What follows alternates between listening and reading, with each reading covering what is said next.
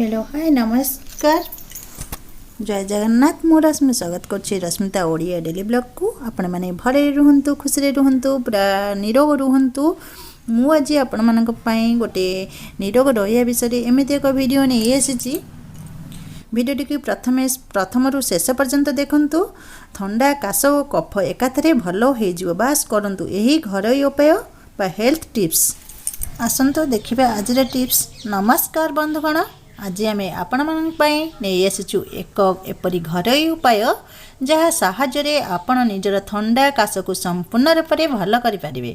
वर्तमान समय जेपरी ऋतु परिवर्तन होबार लगी एपरी थंडा काश भली समस्या देखा देवा एक साधारण घटना अटे।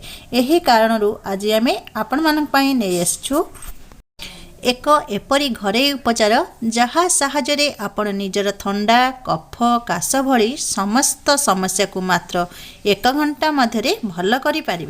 तेबे आसंतु आउ अधिक विलंब न करी आज उपचार विषय आरंभ करिबा।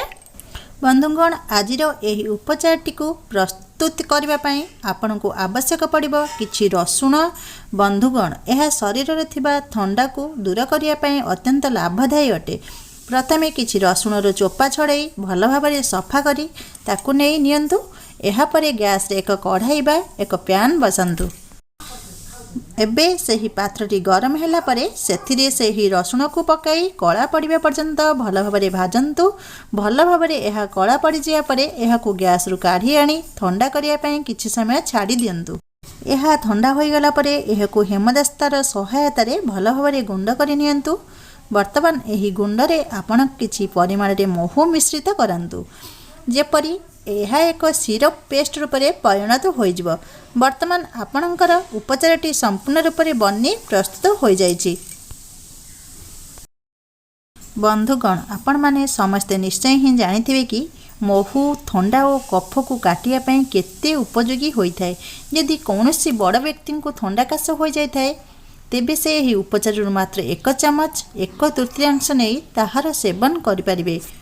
किंतु जदि कौन छोट पिलार थंडा होता है तेबे से सही पिला को केवल निज आंगुठी टिके मात्रा रे लगाई चाटिबा को दे दियंतु। आपण चाहिए यह कौन एक काच बोतल रे स्टोर करी मध्य रखि परिबे। यह एक अत्यंत ही पुरातन घरोई उपाय अटे। तेबे बंधुगण आपण मानकु आमर यही उपचारटी किपरि लागिला ताहा आपण आमकु कमेंट बॉक्स रे लिखि जणाइबे। वीडियो को गोटे लाइक करने जो संग मैंने चैनल न्यू थे प्लीज सब्सक्राइब करने। रखुचु बाय बाय टाटा। एमती वीडियो नुआ नुआ वीडियो नहीं आसतु निश्चित आपण